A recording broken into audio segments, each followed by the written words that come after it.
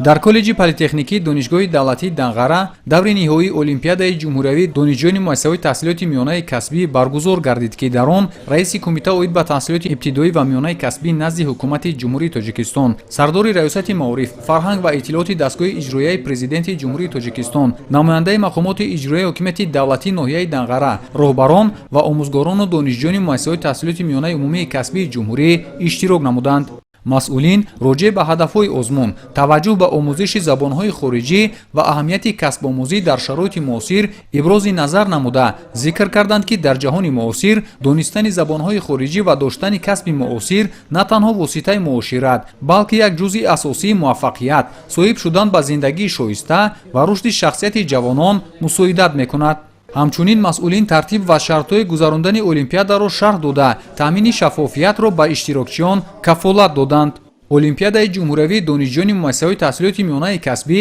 ки аз фанҳои таълимии забон ва адабиёти тоҷик, забони русӣ, забони англисӣ ва таърихи халқи тоҷик баргузор гардид, дар он донишҷӯён аз 85 муассисаи таҳсилоти миёнаи касбии ҷумҳурӣ фаъолона иштирок намуданд. тавре иттилоъ дода шуд, даври якуми олимпиада моҳи март дар муассисаҳои таҳсилоти миёнаи касбии шаҳру ноҳияҳои мамлакат бо иштироки беш аз 5500 донишҷӯ баргузор шуда, ба даври ниҳоӣ 322 нафар ғолибони ҷойи якум роҳ ёфтанд. мавриди зикр аст, ки ҷиҳати пешбурди сиёсат дар самти таҳсилоти касбӣ бо қарори ҳукумати ҷумҳурии Тоҷикистон аз 6 сентябри соли 2023 кумита оид ба таҳсилоти ибтидоӣ ва миёнаи касбӣ назди ҳукумати ҷумҳурии Тоҷикистон таъсис ёфта, имрӯз дар назди он 65 муассисаи таҳсилоти ибтидоии касбӣ ва 88 муассисаи таҳсилоти миёнаи касбӣ фаъолият мекунанд. пешвои миллат муҳтарам Эмомалӣ Раҳмон соҳаи таҳсилоти касбиро дар паёми навбатиашон ба маҷлиси олии мамлакат ҳамчун самти афзалиятнок ҳисобида иброз доштанд, ки маблағгузории соҳа сол ба сол афзоиш меёбад